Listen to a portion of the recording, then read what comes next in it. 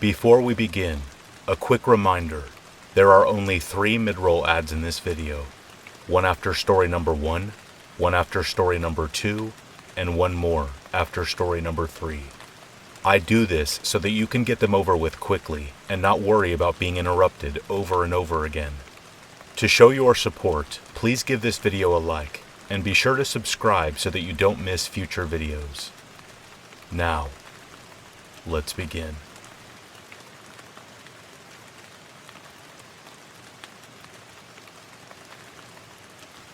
It was summer of 2007, and my best friend and his girlfriend suggested that I get a date and we all go to some local hot pots, which are natural hot springs located deep in a nearby canyon, not too far from where we lived in Utah.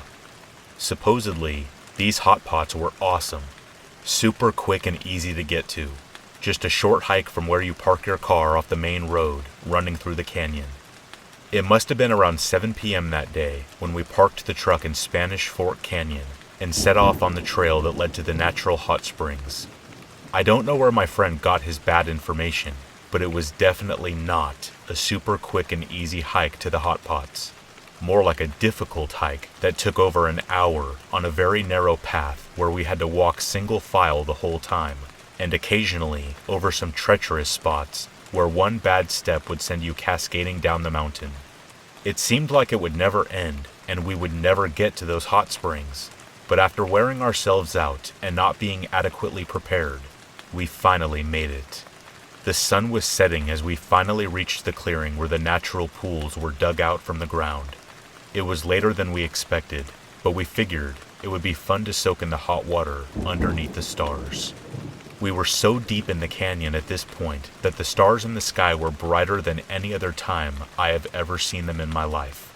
No light pollution at all. We had probably been there for about 30 minutes and had the entire area to ourselves, just having a great time telling jokes and making each other laugh. The only light was from the stars, and the only sounds were from us. The quiet was almost eerie. Suddenly, we started to hear twigs snapping in the direction we came from. There was only one way in and out from the hot pots, that super narrow trail that we hiked in on, which ended at the pools. Soon we could make out the outline of a figure in the dark, someone with a flashlight coming down the trailhead to the pools that we were swimming in.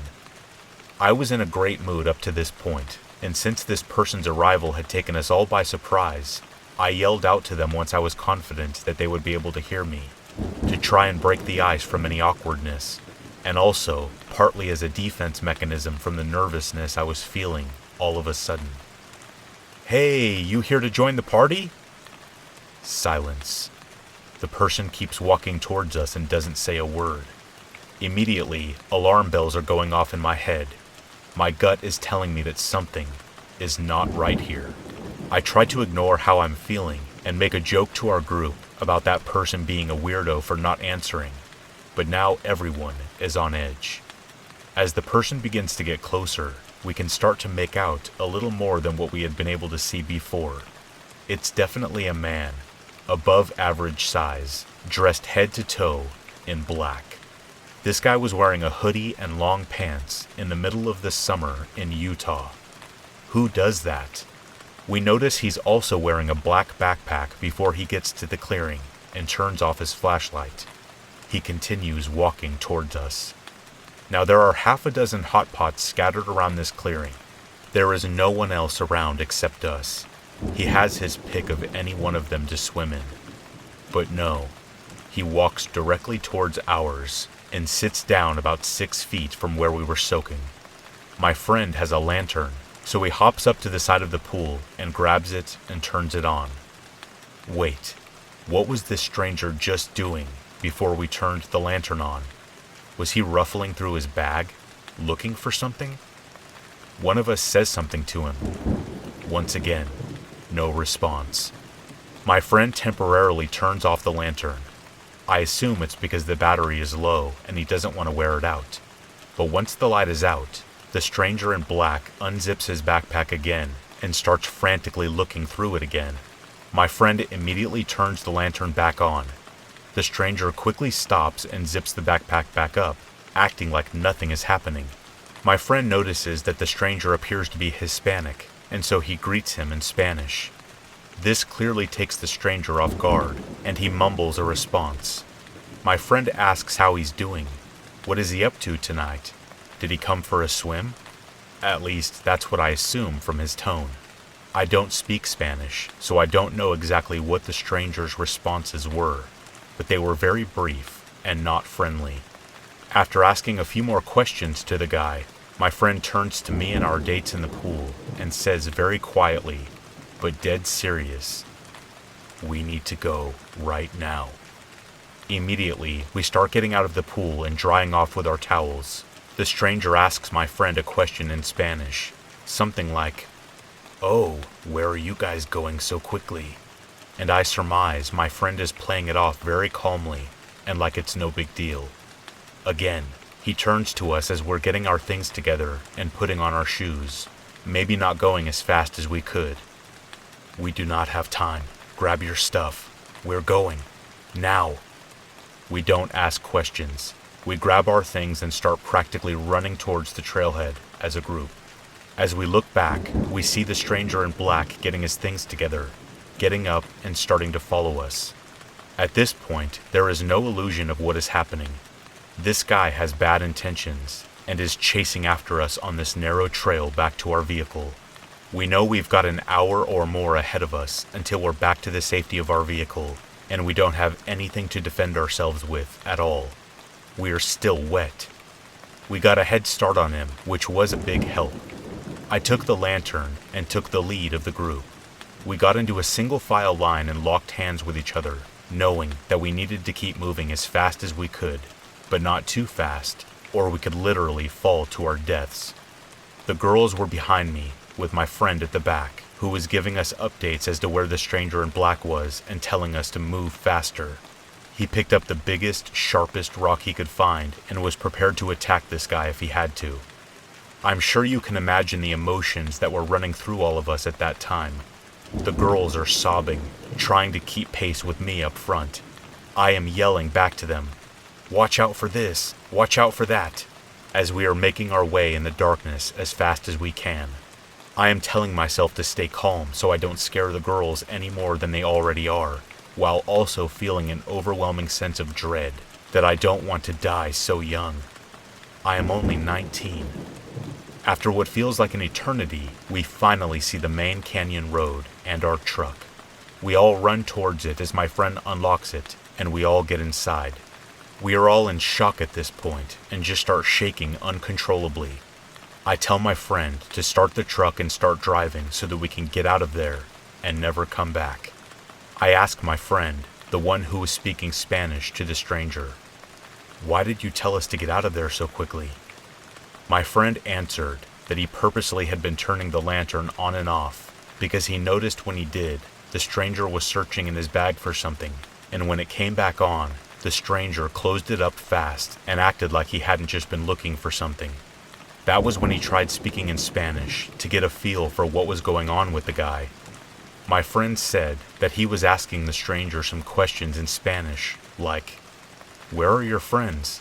And the stranger answered, "No friends," and other short answers to basic questions that gave my friend the absolute creeps. Once, the stranger asked my friend something about the girls who were with us.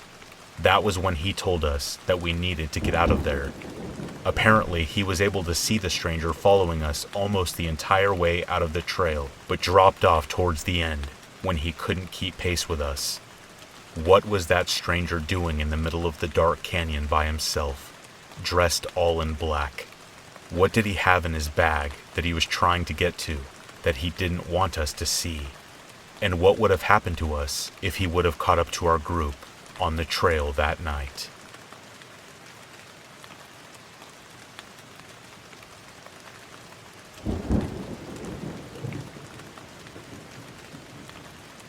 This happened to me and my sister in April of 2020. My sister at the time was 13 and I was 14.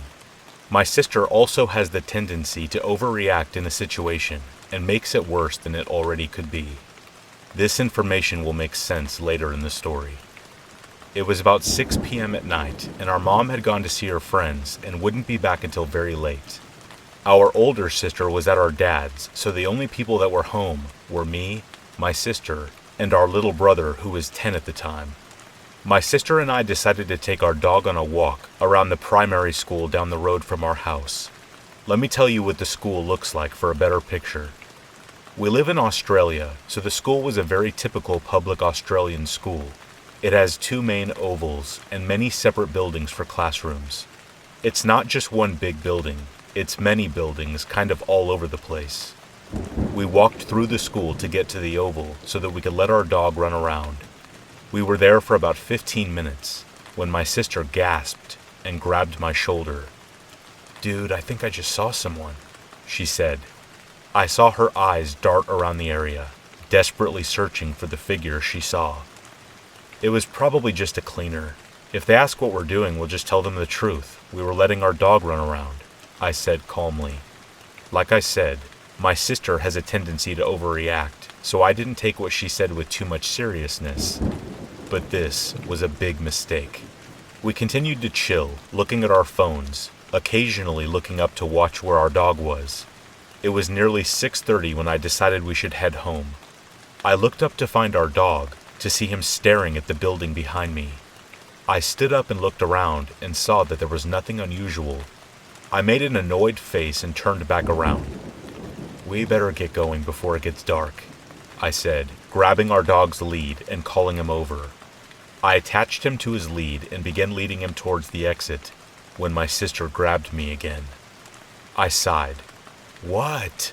I said in annoyance.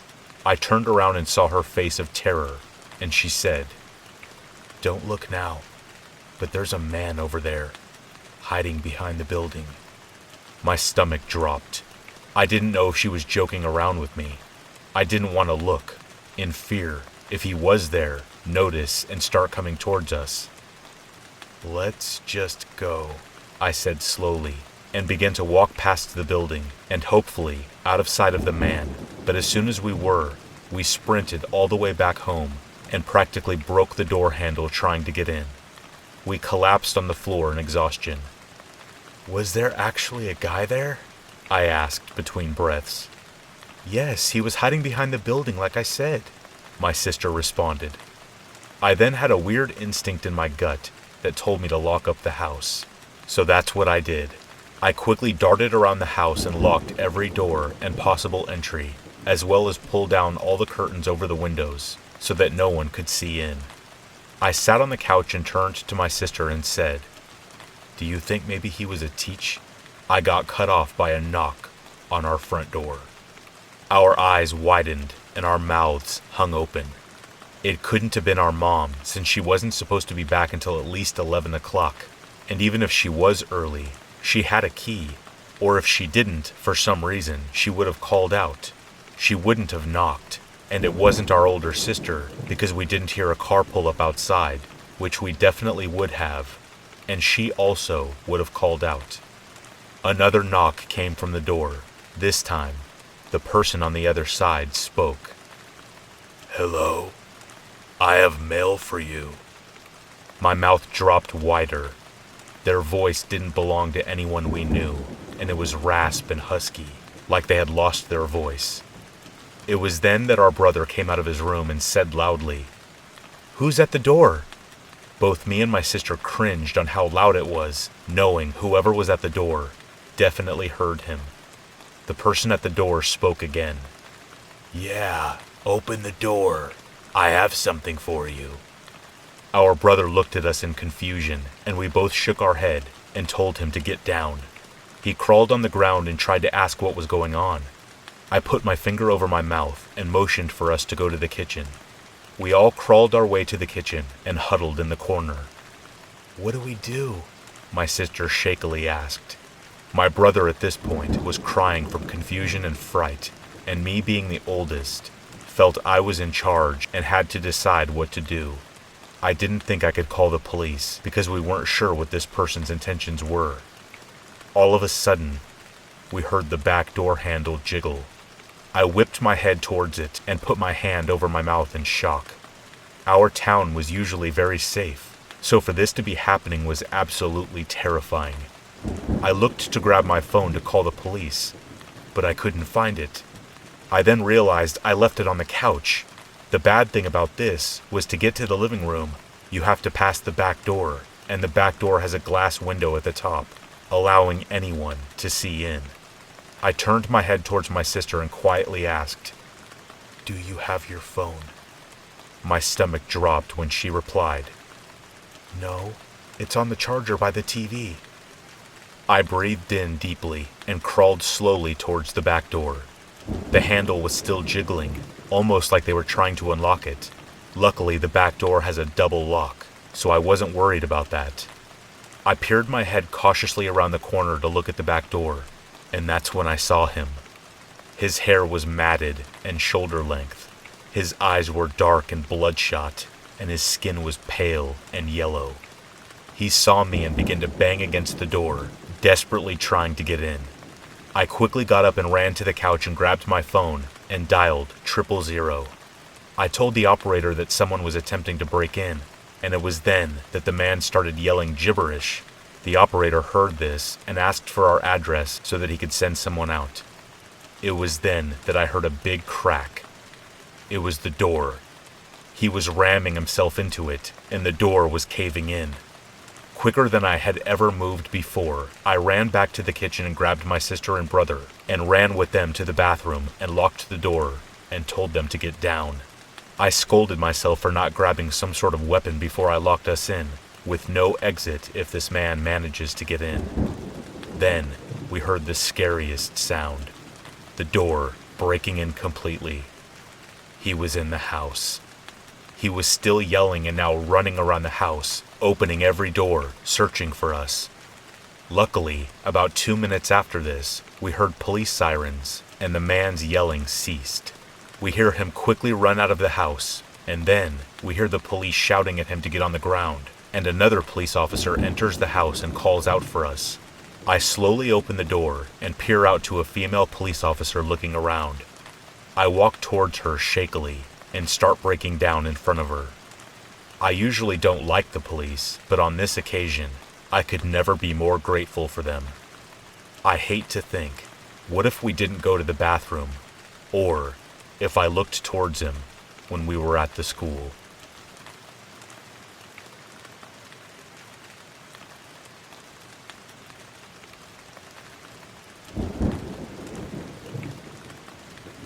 I was in high school when this all happened. This was back in 2016, and I had recently started walking home from school. I didn't live too far. It was only around a 20 to 30 minute walk, depending on how much I wanted to go home that day. The school day had just ended, and this was my 5th or 6th time walking home. I decided that I would go the long route instead of the shorter one that I normally take. Little did I know what I was walking into. After getting out of the parking lot, there was a long road that led to a neighborhood just behind the school. On one side of the road, there was the baseball field, and on the other was a small factory-looking place. Usually I would follow this road down into the neighborhood and cut through there until I reached the main road, where I'd be roughly 15 minutes away from home. So I climbed up the side of the hill between the back road and the factory place and began my walk through. There were multiple buildings on each side of the path I was walking on. I had headphones on because it's what I usually did when I walked home. Only this time, since the only cars that would pose a threat, if any, would come from where I can see them. So instead of having one side in, I had both sides in, blaring loud enough to drown out any noise surrounding me. It was a joyful walk for the most part. I kept swapping between staring at the sky and the trees behind some of the smaller-sized buildings. It was the middle of spring, and I live in Michigan, so I appreciate the small breeze and greenery when it finally rolls around. I had walked past one of the buildings, but it seemed off compared to the rest of them. This one had no windows, and the outside of it was worn down, like someone had been chipping away at it for a while with a chisel. I brushed it off like it was nothing, and continued on walking. However, during the time that it took for the song I was currently listening to swap to the next, I heard an extremely loud scream. I took my headphones off and let them rest around my neck. I stood confused for a few seconds, wondering if I was imagining things or if it was part of the song. After those few seconds, another scream filled my ears, only much louder than the one before. Now, if you ever hear something like this when you're walking somewhere, I advise you to stop what you're doing, find out where you're at, and call 911 to report it. Being the curious person I was, and given I didn't have much to do that day, I decided to check it out and see if everything was okay. The screams sounded almost staged, but I couldn't be sure without checking it out for myself. I walked up to the building so I could look through the holes in the door. It looked old and had a fair bit of rust around it, so it was an average peephole, but more of a rusted away you need to replace this door kind of hole. I looked inside, and what I saw made my stomach turn, faster than I ever thought it could. Inside was a man. He was wearing all black, and a mask that you probably could buy at a party store, if I had to guess. There was also a woman who was on the floor. She had bruises and blood stains on her shirt. The man was holding a hammer that had blood covering the tip of it. I cannot go into detail of what I saw next, but it was the most disturbing thing I have ever seen. I had the sudden urge to throw up. I backed away from the door and threw up, only nothing came out because I hadn't eaten much that day. A few seconds after that, I heard the sound of the man's shoes practically stomping on the floor inside the building, and they were getting closer. I gathered my composure quickly and started to pull out my phone when the door swung open and the man stepped out. I pretended that I had been recording the entire thing to hopefully scare the guy into letting me live if I told him I wouldn't tell anyone if he would let me go. He proceeded to slam the door shut after a few minutes of us standing there, staring at each other without muttering a single word. My heart was beating so fast that I was beginning to be distracted by it, as well as the fear that this could be my last moment. After he slammed the door and went back inside, I took off running and immediately called 911. They stayed on the line with me until I got far enough away to feel safe telling them my location. A couple cop cars showed up roughly 6 to 7 minutes later, and I pointed them to the building. There were 4 of them. When they came back, nobody else was with them. The man had taken off during the short amount of time he had, and must have taken the woman with him. They found some hair and blood on the floor, but other than that, it was as if the two were never there to begin with. The police never found the guy, and I never saw any reports or articles about a missing woman, or a woman that was killed. After that day, I never walked home again. I always either rode the bus or had one of my parents pick me up. About half a year after that, I eventually transferred to an alternative high school that was much farther away from those buildings than my old school. I was 16 at the time, and I am currently 20, going on 21 in August, and this incident has been with me ever since. I have always been skeptical about situations around me, but after that, I was never even close to the same again.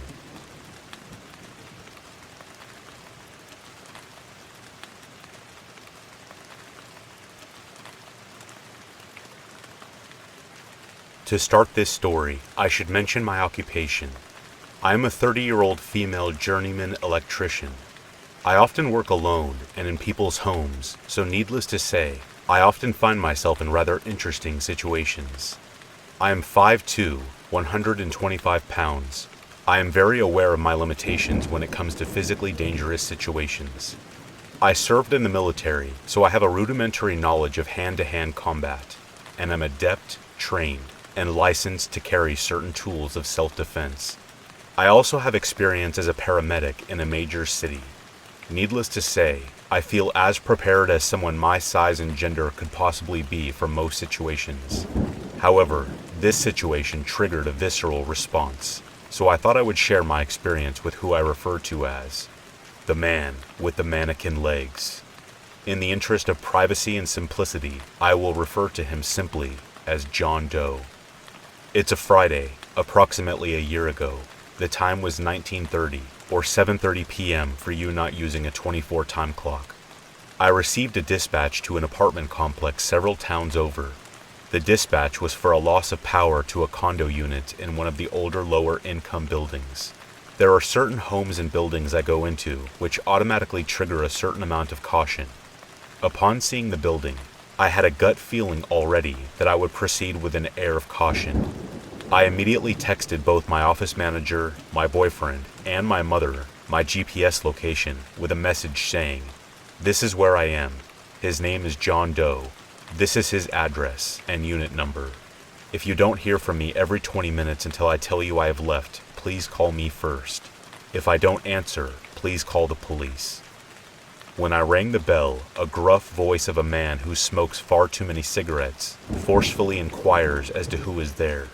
I answer, stating that I'm the electrician that was dispatched. He hits the buzzer and lets me in. I walk up the stairs and the first thing to hit me is the smell of the building. A building full of unwashed bodies, unemptied wet ashtrays, and stale alcohol. He opened his door and the smell intensified. He wore grubby, unkempt, ill-fitting clothing, stained with fluids bodily or food in origin. His face, thin and gaunt, unshaven with dark, heavy bags under his eyes. Entering the door, I noticed a small table that was stacked with empty beer cans toting the king of beers. A plastic whiskey bottle went thunk off the toe of my steel-toe boots and skidded across the floor. I look up at him. Though on the skinny side, he was tall. I ask him for details regarding the loss of power, and he explains that some things work, while others don't. I won't bore you with the details, but in the end, I had to see the panel. He leads me to his bedroom, as I pick my way across a sea of discarded items. We pass the kitchen, the sink stacked high with plates, unwashed with rotting food precariously balanced atop one another, like a perverse game of Jenga, stepping over clothing, garbage, and discarded alcohol containers, burn marks in the carpet from someone nodding off and dropping a lit cigarette. I enter his bedroom, a mattress with a tattered blanket, and no sheets or pillows sits in the center. The furniture is all second-hand and distressed, broken in places, water-stained as if it was saved from some unknown curb, which was not sold during the estate sale.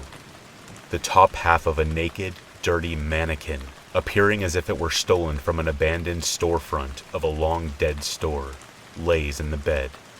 I trip over something as I'm making my way around the bed. Looking down, I see two things that make me take pause. The more alarming of the two happen to be a set of legs from the mannequin, carelessly hacked from the top half with what looks to be a very dull hacksaw, lines drawn at the natural human joints, though it was a hard-molded plastic. I also see a dimly flashing red light coming from the ankle of my creepy host. It's a Department of Corrections GPS ankle monitor. I have to turn my back on him to make the repairs, which makes my hair stand on end. He watches me, smoking a cigarette, and sneaking to the living room often to take a swig from a brown paper bag. I make a few temporary repairs, and tell him I'll have to come back to finish the rest of it. I take payment and leave. He watches me walk to my truck, following me to the apartment landing and to the main front door. I am almost running now, and I jump into my work truck and lock the doors. I finally breathe.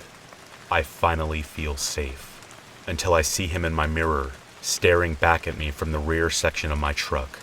Not threatening, just staring. I leave without finishing my paperwork and go a few blocks down. I stop and start shaking as the adrenaline slowly leaves my system. I reassure my family that I am safe and tell my boss that I cannot go back to that address. He offers to send me back with another person, and my heart drops. I look for a reason not to. I quickly Google John Doe and find out exactly why he was wearing an ankle monitor. He had just got out of prison. John Doe served 2 years in state prison after stalking a woman.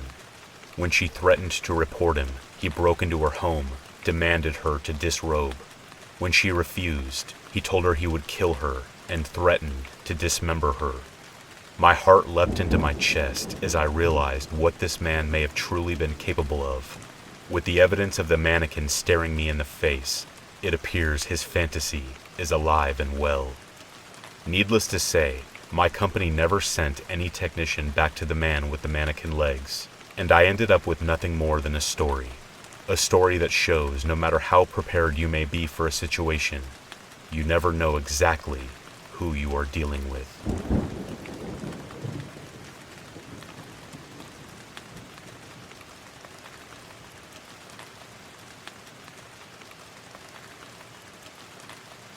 It was 2011, and I was fresh out of the Navy. I had decided to move back home to the family farm with my folks in Michigan until I could get established on my own. However, this was right after the market crash of 2008, and it took longer than anticipated to get back on my feet, so I ended up living with them for a while longer than originally planned. And my mother had grown accustomed to having me around to help with mowing the lawn, raking the leaves, and shoveling snow, so she specifically asked me to stay and help, and so I agreed. Unfortunately, the farmhouse my parents owned and had been in the family for generations burned down, and so they moved into town and were renting. They found a nice house for a reasonable amount and signed a lease. I initially moved with them, but now there was no more farm to take care of, so I started looking for a new place to live. My mother again insisted on me staying with them, and after discussing it with my significant other, it was decided that I would stay with the folks in order to save up money for the future. After living in the same house for a few years, we found out that the owner had mortgaged the house to heaven and back, and it was being foreclosed on. Me and the folks found yet another house and lived there until the owner decided he wanted to retire from being a landlord, and so sold it off, meaning no renewed lease, and therefore they had to find a new place to live again. We ended up stuck in a little house in a bad neighborhood, which had no front porch light. I was again considering leaving for a more stable living condition, but at this point, my long-term girlfriend had become my fiancée, and I really needed to save up money for our future wedding, and so I stayed. Several things happened around that little house on the bad street that eventually scared my parents to buying a new house. Some of these events were just the result of living in a bad neighborhood. For example, there was a house down the street that the cops raided a few times in the year that we lived on that street because they were running a brothel. A church on the street got broken into and robbed more than once. A house burned down by an arsonist. A woman was dragged out of her home by the sheriff after the homeowner reported her for lack of rental payments. A guy across the street was being arrested almost weekly for domestic violence. Another up the street got raided a couple times for selling drugs. All sorts of other crazy and drama on that street. But none of those things are really what convinced my parents to buy a new place and move. The following are those events. Shortly after moving into the new place, my parents went out to spend some time with friends one night, and I was at home talking with my fiancée over Skype, as she was in Ireland at the time. It was a warm summer's evening in early September, and the little house had no air conditioning, so I had the front door open to let air in through the screen door, and my bedroom door open so I wasn't roasting alive. From where I was sitting at my PC in my bedroom, I had a straight shot view out of my bedroom door to the front door. As my fiancé and I talked, I heard what sounded like the latch to the front screen door. I looked toward the door, but saw nothing. Assuming it was the wind rattling the screen door, I continued my conversation. Then I heard it again, and I watched the door for a moment to see if I could see the branches of the trees or the leaves blowing and swaying in the wind. There was no wind, so when I heard the latch jiggling a third time, I got up and went to investigate, and as I walked outside, there was a man walking off the side of the porch and away from the house. I called after him, asking if there was something he needed, but he ignored me completely. As this was happening, my parents were arriving home and saw the man crossing our driveway at an angle that made it obvious he had been on our porch, with me standing on the porch calling after him. He walked into the neighbor's house and disappeared from sight. My dad turned to me and asked, "What's happening? What did the guy want?" I proceeded to tell him about how I kept hearing the latch on the screen door, and when I attempted to investigate, I found this guy on our porch and bailing as quickly as possible, and when I asked what he needed, he ignored me and ran off. My dad then walked over to the neighbors to ask about the odd behavior.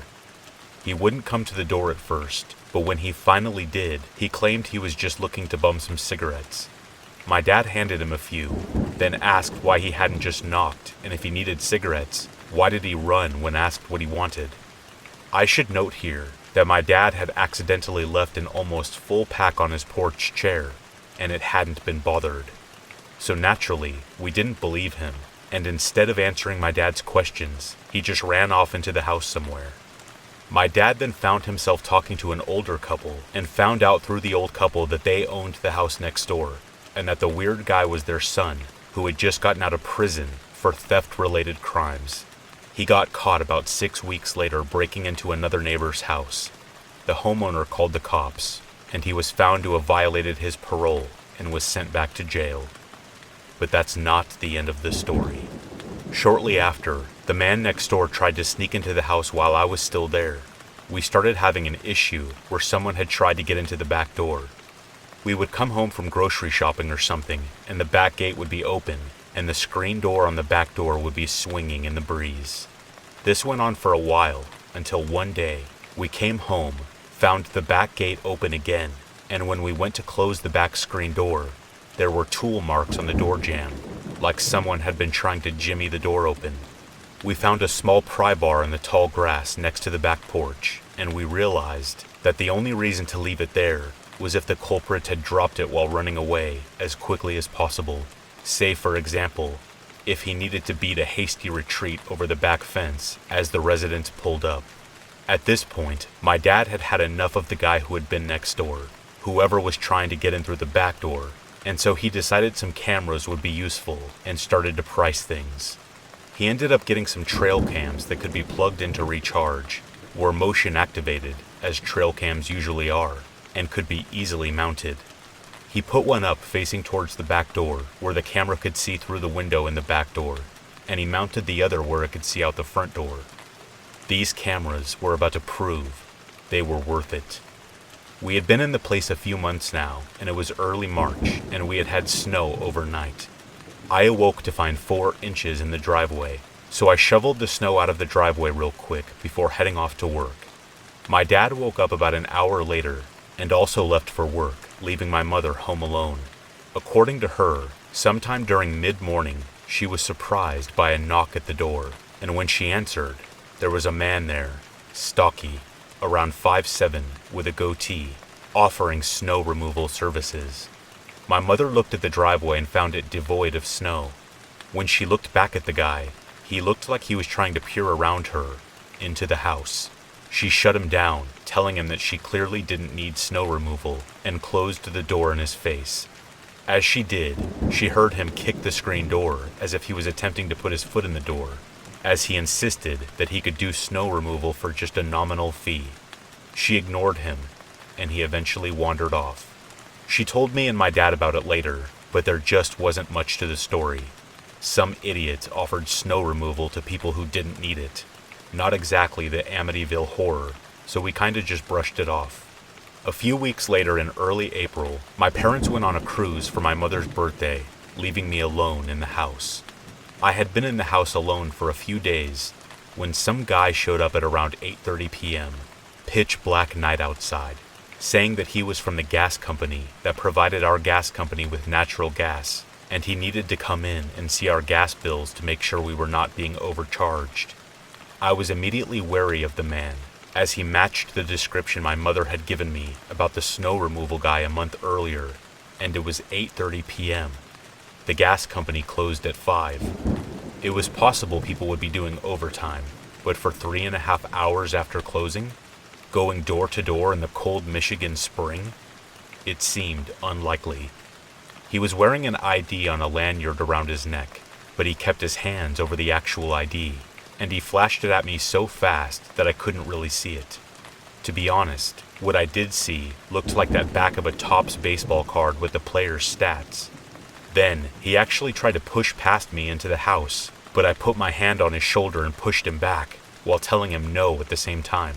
He insisted that he was just making sure that we weren't being cheated, and then pointed to the only other house on the street with no front porch light, and said he had just come from over there, and that he had managed to cut over 10% of their gas bills. I cut him off and told him that not only was it late, but it did not go over my head, that his best and only example of his work was the only other poorly lit house with no front porch light. that I found it very suspicious that he actually expected me to show him private financial information on the gas bill. Nor did I believe the gas company would have people out so late. I told him he needed to leave, and he responded by trying to push past me again telling me it was fine and he was just there to help. I pushed him back again, more aggressively this time, and almost pushed him backward off the porch, firmly telling him no, I wasn't going to show him anything, and that he needed to leave. Now. I told him that it was not okay that he repeatedly tried to enter the home without permission, nor was it fine that he repeatedly demanded to see private financial information. Then I looked him in the eyes and, as confidently as possible, told him that this intrusion felt more to me like he was casing the house for a burglary, and I would be calling the cops immediately after closing the door. And then I warned him that I was former military and that I was armed, and that if I saw him around my house again, that I would act accordingly. Now, I am not a psycho. I had no real want to hurt anybody, but I needed him to know that I had the means, capability, and willingness to defend myself and the home, if necessary. He slowly walked off the porch as I closed the door, and he started down the street. I watched him through the windows walk right past all the well-lit houses of my neighbors. As he walked away, it occurred to me that he should have some sort of company vehicle. If he really was from the gas company as he claimed, there should be some sort of service truck or company car with a logo or rental tags. So I went out onto the front porch and looked up and down the street to find one. There was nothing. However, as I looked back toward him, he was signaling at someone who came from behind some bushes on a side street near the house, literally less than 10 yards away. The guy was taller and skinnier than his friend, like sickly and frail skinny, but somehow, he still had an aura of danger about him. The first guy made me feel slightly uneasy, but this guy made me feel chilled to the core, and he wore an oversized hooded sweater that in the darkness completely hid his facial features, giving him a look like the Grim Reaper. He kept pointing at the house, and his body language kept getting more and more forceful. I could tell he wanted to come back to the house for whatever reason, but the first guy didn't, and I couldn't help but wonder what their plan was that the accomplice wanted so much to complete. What would have happened if I had actually let this guy into the house? At this point, I followed through with my promise and pulled out my phone and called the police non-emergency line and reported him. I was on the phone with the officer taking my statement when the fake gas guy and his friend turned and started pointing at the house. That's when they realized I was still watching them from the porch, and the first guy began to run down the street. However, his accomplice just stood and looked in my direction as I spoke to the officer. I don't know how I know this, as I couldn't see his face with that giant hood up in the dark of the night, but I could tell he was staring at me, and as I watched him, I realized I couldn't look away from him. I felt like I had just entered a battle of wills, and if I looked away, it would end badly for me, so I just stood there and watched him, with chills dancing up and down my spine. After what felt like a small eternity, but what had to have been only several seconds of this staring contest, he looked away slowly and nonchalantly made his way back down the street to catch up with the fake gas guy. I realized I had been holding my breath and let out a long sigh. The officer was asking me if I was still on the line, and it occurred to me that I had just dropped off mid-conversation with the person on the other end. My knees felt weak, and I needed to sit down, so I went inside and locked the door. The police promised to send a patrolman around and take a look for anything suspicious, and told me to call back if they came back. I hung up the phone. I was alone, in a bad neighborhood, with a couple of random guys casing the house, one of which was clearly not right in the head. I went to bed with my weapon on my desk, ready to go just in case. I was woken up from a fitful sleep by my phone a couple hours later. The patrolman had caught the guys pulling the same shtick at another house with no porch light down the street. The creepy one was hiding around the corner of the house when the patrol car pulled up. I had to go in the next day to confirm they were the same people. While I never got a clear look at the accomplice's face, I was able to identify the person who knocked on my door. I read up on them in the paper a little while later. Apparently, they were looking for victims to rob, or so they claimed. The accomplice, apparently, had several large knives on him when he was arrested, hidden underneath his giant hoodie. leading police to believe he, at least, had other plans than just burglary. When confronted with these questions, they took plea deals in exchange for confessions. The one with the knives got his parole revoked and found himself back in jail with an extra couple years tacked onto his original sentence.